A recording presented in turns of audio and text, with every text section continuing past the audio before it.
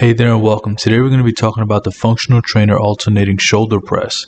We're going to be taking a pronary grip with this exercise. This is an incredible exercise for your shoulders and I highly recommend you guys do it. The first thing you're going to want to do is set up your cable height to, I would say, around hip height.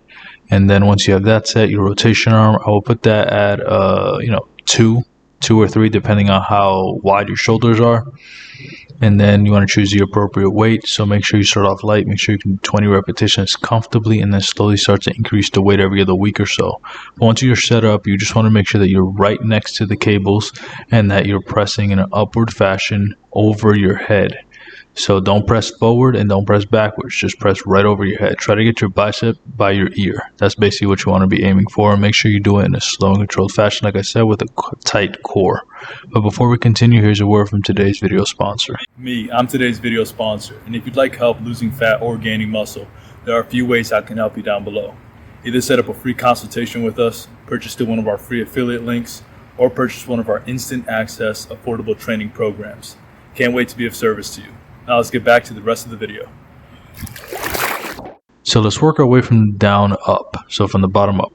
So basically you want your feet shoulder width apart. You want your glutes tight and engaged. You also want to make sure that your core is tight. And what that does, it locks your upper body and lower body together. That way you can really focus on adding tension and building muscle in the shoulder area that you're aiming for.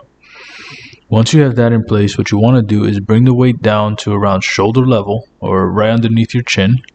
You don't need to go lower than that because you want to make sure that your forearm stays at the same angle as the cable. If you go too low, your forearm's going to be pointing forward and the cable is going to be pulling down, which is going to put an incredible amount of pressure on your rotator cuff.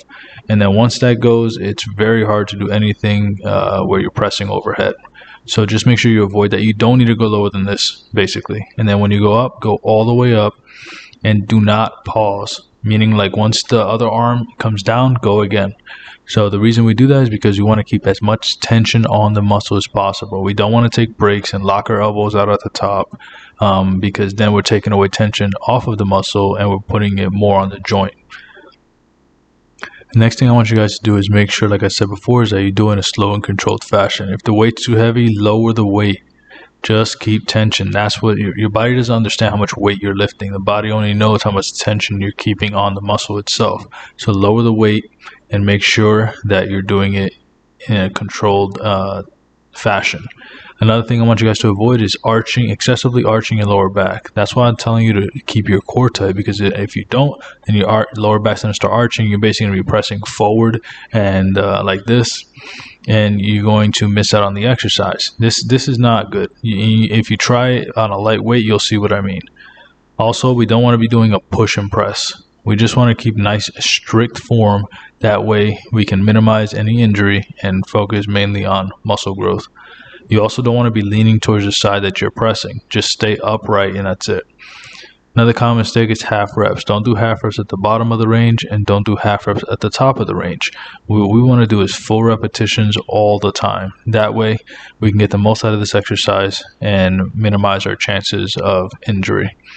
And then the last mistake that we want to avoid is making sure that our chin is tucked. We do not want our head up this way and place unnecessary stress on the neck.